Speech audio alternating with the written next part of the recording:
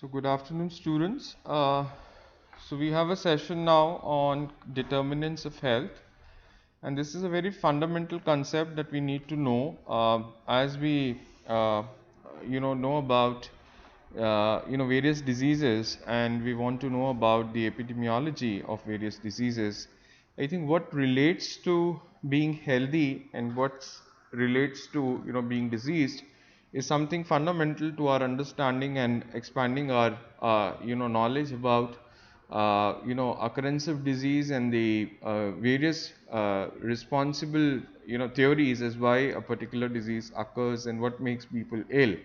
So let's ask simple questions, which is key. And I think the entire issue that we are going to discuss about is in relation to these two questions. What makes some people healthy and some as unhealthy? So what relates to these factors, and what are the factors responsible for somebody developing poor health, as in contrast to somebody who has a good health.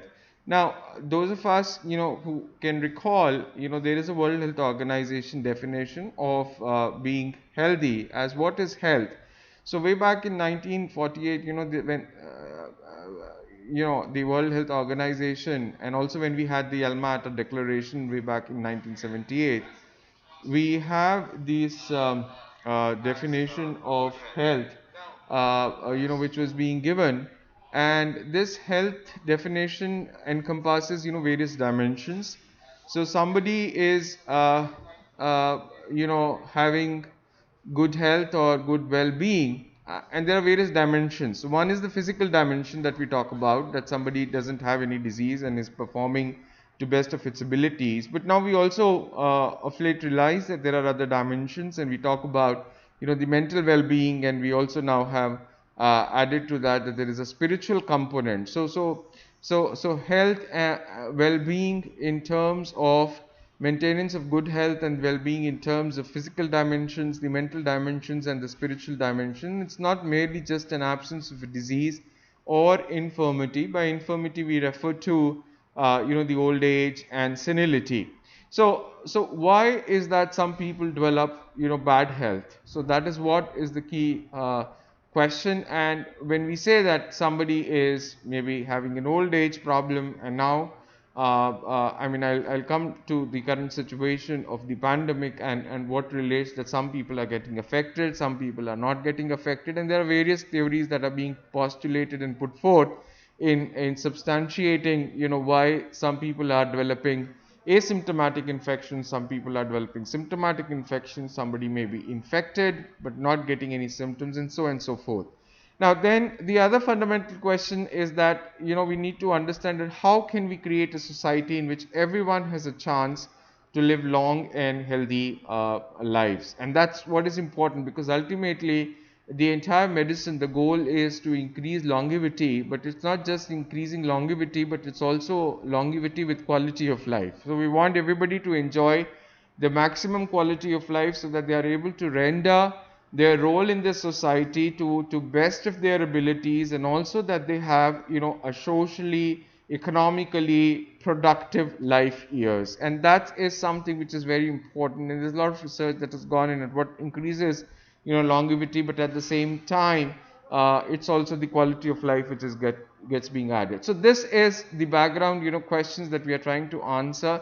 And for that we need to understand that there are various determinants of diseases, there are various determinants of somebody being healthy, and that what could be the possible range of these determinants is something that is the key thing that we want to discuss. Now I'll just come to the current COVID-19 pandemic situation, and we look on to that there is a SARS CoV-2, there's a severe acute respiratory syndrome, there's a coronavirus 2, which is a virus, and it's believed to be a zoonotic infection wherein has passed on through some intermediate host, originally having a reservoir in some animals, maybe bats.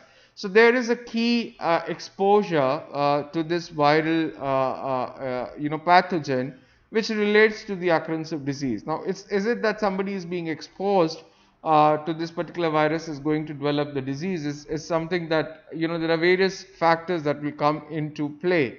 Now, of course, what is being said is that the disease has a fatal outcome more in those that are elderly, and by elderly we mean, they are more than 60 years.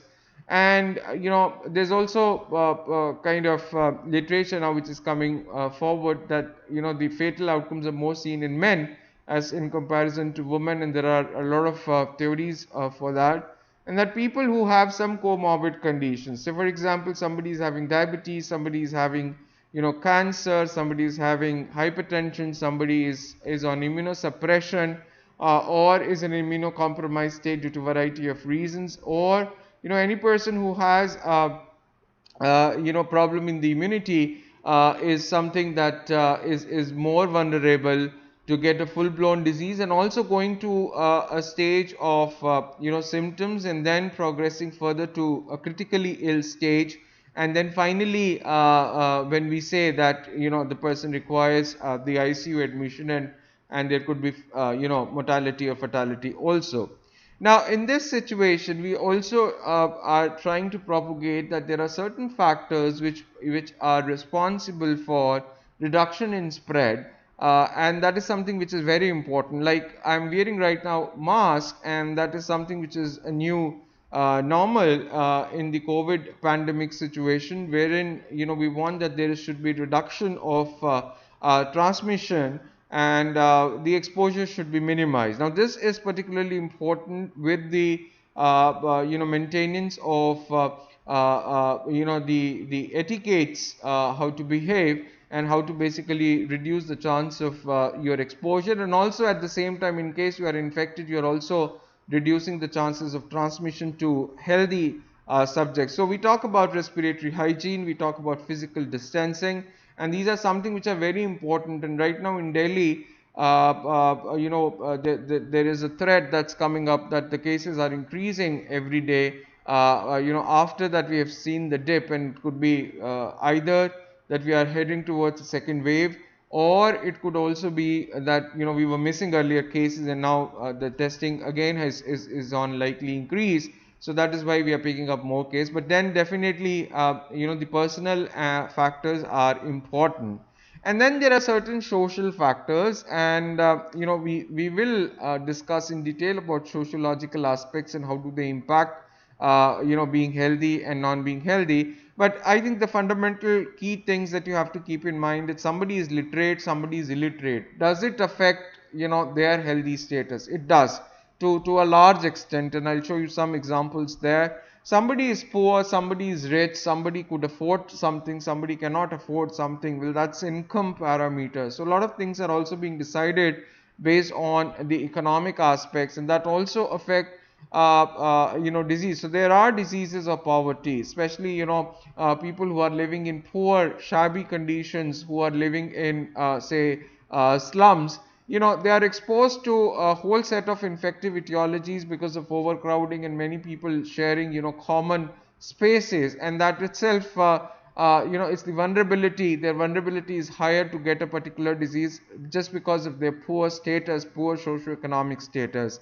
And then also, when the disease started, the lockdown started, we say that the whole migratory, people, we had a phenomenon of reverse migration. So there's a people who migrate to poor, the rich cities like Delhi for employment, for job opportunities. But then when everybody is shut, say the hotels are shut, or the tourist industry is shut, or whatsoever, there are various occupations that were being just shut. It could be working as daily wage laborers. But then when all the operations were being shut, people had to go back because there was no work, and also they were being not paid for that particular time. So there was a reverse migration that started. So is that reverse migration now to the rural areas, was that a factor which is responsible for spread of cases related to SARS-CoV-2 in the rural areas? Well, this is also an important phenomenon which is coming up, and was an important factor and determinant of now disease, shifting from the urban settings to the rural settings and tier 2 cities. And then, we also have to understand that there's a lot of policy issues that are coming up. Say, for example, the educational institutions are not functioning. Schools are closed, and it's a big debatable issue at this particular stage whether the schools have to open up. Are schools going to be an important place wherein the transmission can be increased, or what will happen in case? So, is there is going to be an upsurge of cases once the schools are going to get open up? It's a big question at this stage now. Many places the experience says that the transmission has increased, especially in US, wherein the school reopening decisions have been taken, and then again there is going to be a closure. So all of these are the environmental policy decisions that also ultimately impact on a particular situation. And so when we look upon that, there are a variety of factors in a population health setting is that which govern the cases occurring, and then there is a whole range of spectrum of cases that are going to be there. So these are all determinants that are deciding, one, an individual getting a particular infection. Second, it is also relating to the transmission. And then overall, when we say a public health or a population health setting, is that how much the transmission is going to be there is going to be decided upon by various factors and the various determinants. So the determinants of health are nothing but they are range of the personal factors, which are individual level factors, but there are also social level factors, and there are economic factors, and then there are environmental factors, and all of these there are some interrelationships, and they all are going to influence somebody having a good health status or somebody falling in a disease health status. So it's a mixture. It's about the interaction, it's about mixing up, and it's quite complex. It's not that simple, straightforward one-to-one relationship. There could be the entangled relationship, one leading to another, which is being influenced by so many. And we as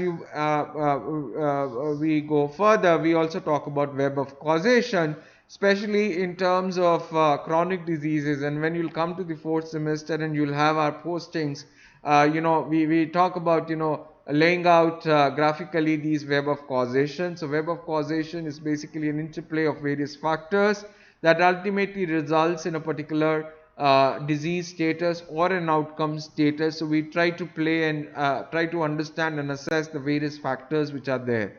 Now on this slide you also see that there are two important more factors apart from the individual and the social factors that I just introduced you to. It's something about health services, and I'll expand on what these health services mean or imply.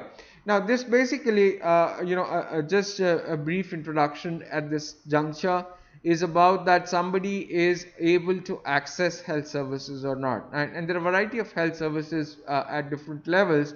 So is the person able to access the health service, or is the person accessing health service?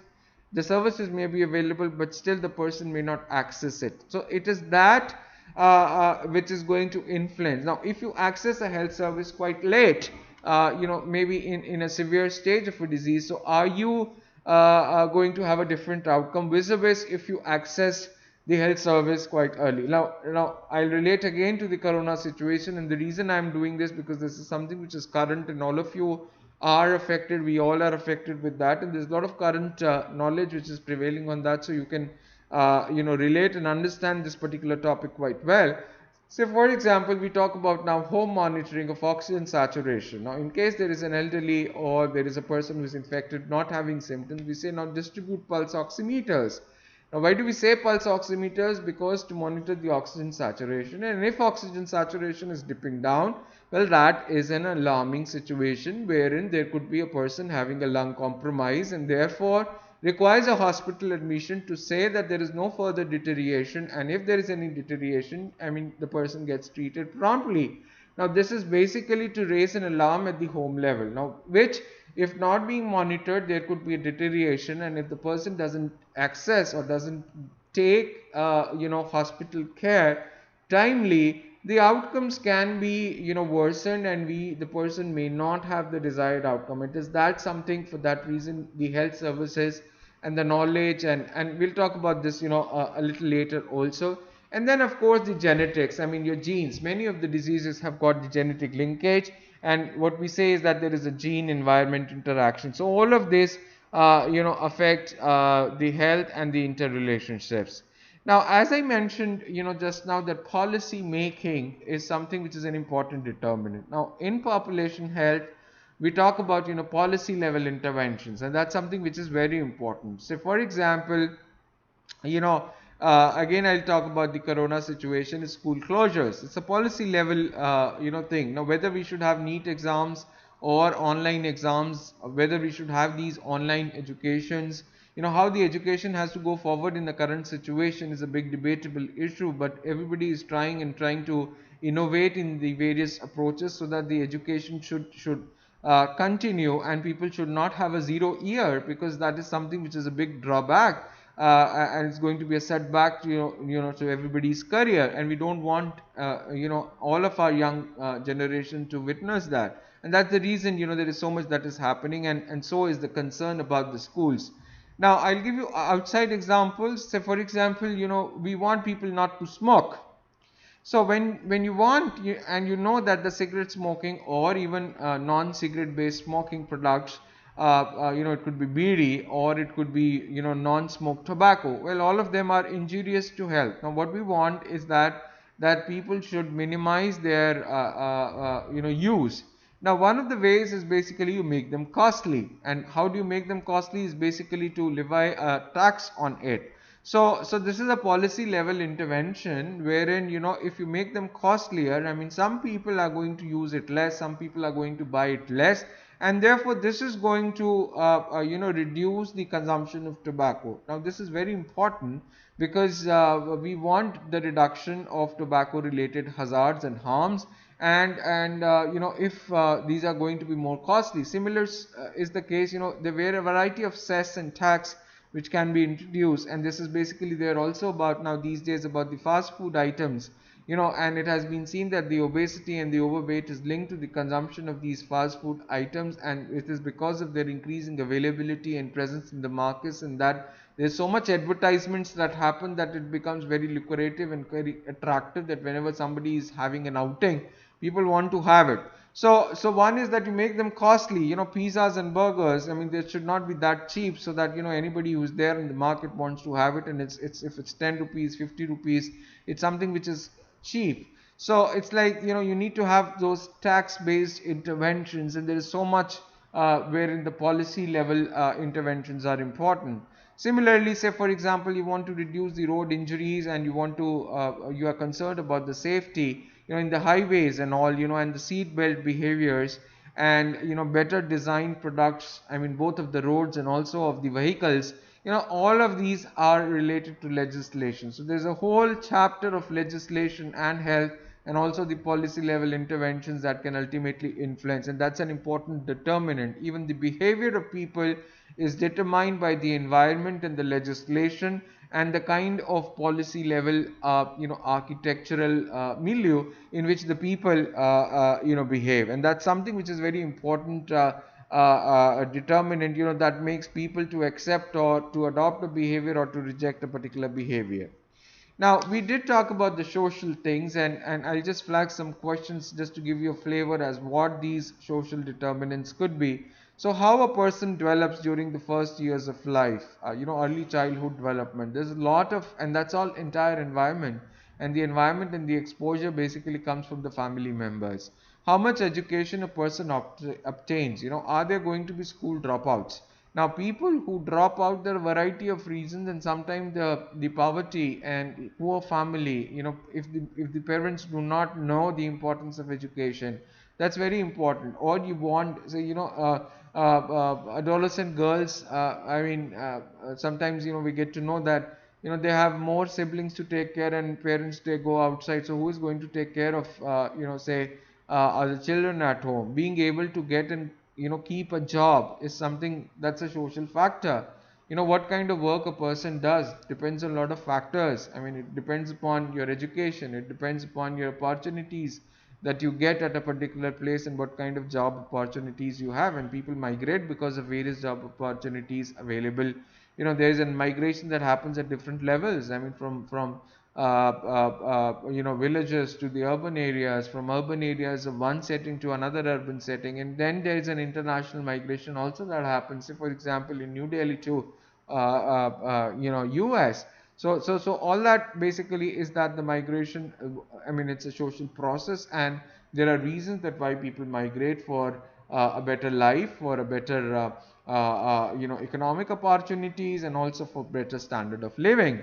Now, having food and not having food, food security, and the whole issue of availability of food and who access it, having access to health services, and then the quality of those services, the kind of housing, the kacha house or the pakka house, the kind of housing status also, and how many people are sharing a premise.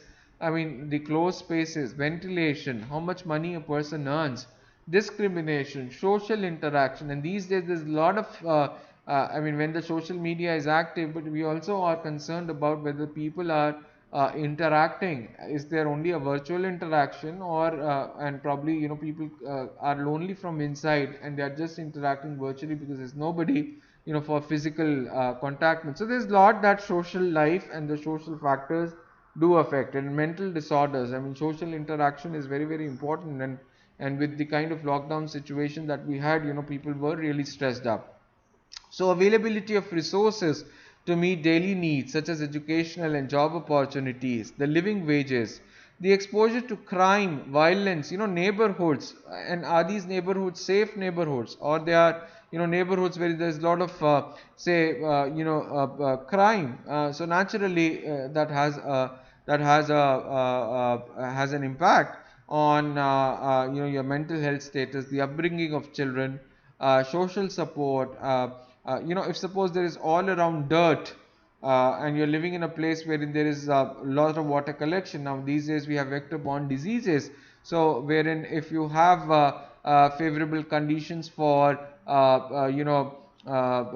larval breeding, of course you are going to get the mosquito-borne illnesses. And then as we are progressing in society, we are also now thinking about these emerging technologies and exposure to mass media, and now the internet, cell phone. Now there are a lot of whole range of things that you can do also based on these newer technologies that are being coming up. So and people who have a say smartphone, I mean, can be reached with variety of interventions. So even getting a delivery of intervention, it's a determinant that we need to basically understand, right? Now then, the schools, the transportation options, the public safety, the residential segregation. So all of this, we need to understand that there are important, they are all important determinants. Then they all can, relate to the disease. Now, with the social determinants, there is a very important concept, and I would like to introduce this concept over here, is that of equity.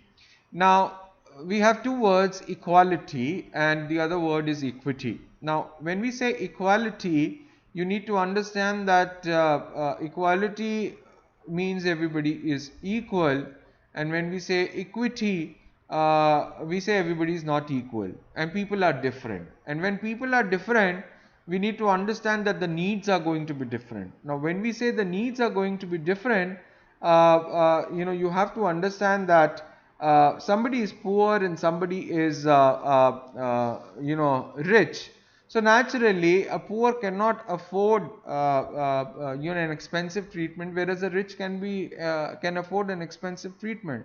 Now if that being the case, that the poor cannot afford, so government has to make a provision for poor people to make them avail the expensive treatment at the cost of the government. Somebody has to take care of the cost there, and so therefore government hospitals and free provisions of these. And then you have these schemes like AIIMS Bharat and other insurance schemes, and these are basically for economically deprived sections of the society. So this, you need to understand that there is an economic inequity. So there is a disparity, there is a differential that occurs.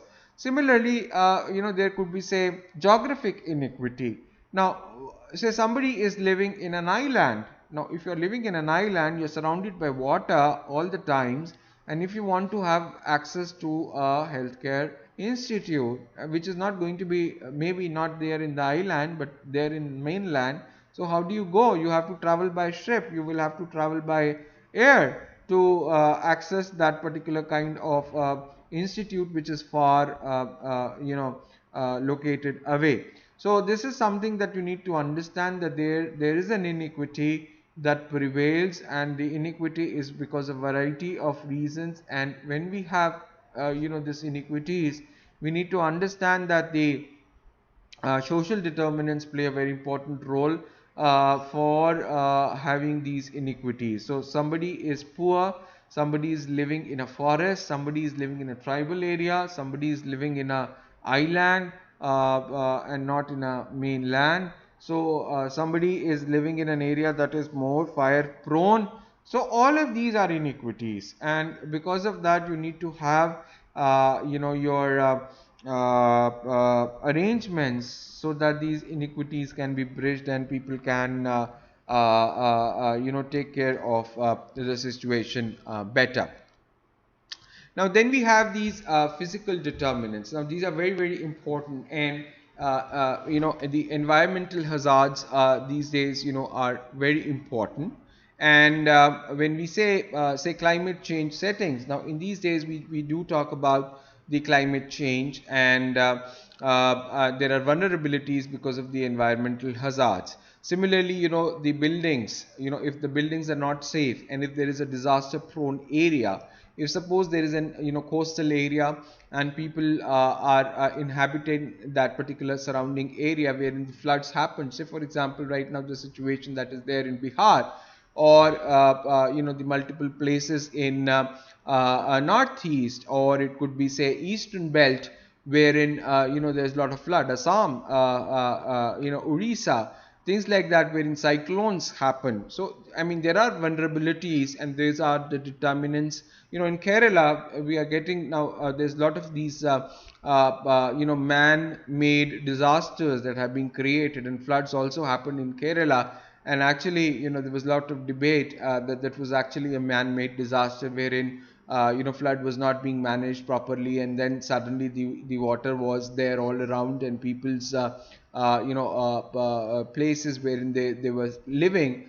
And then sequelae to that, there are a lot of diseases which are waterborne, say leptospirosis, or all the waterborne illnesses that are there. Leptospirosis particularly because in Kerala that was the threat. So work sites, schools, recreational settings. Now these days recreation is a very important component. Now somebody is exposed to a healthy curriculum and somebody is not exposed to a healthy curriculum. Now these days stress is something which is very important, but it's equally important how to manage the stress. And for that everybody requires a training and an orientation and a sensitization. So whether people practice yoga or meditation or relaxation, or do they play any sports, do they engage themselves in some kind of recreational avenues, and all of this is quite important in deciding somebody's mental health status. And that's very important as a determinant for mental health. Similarly, as I mentioned, the kind of housing, the homes, the neighborhoods, availability of say substances or toxic substances. Now say for example, I'll give you one occupational hazard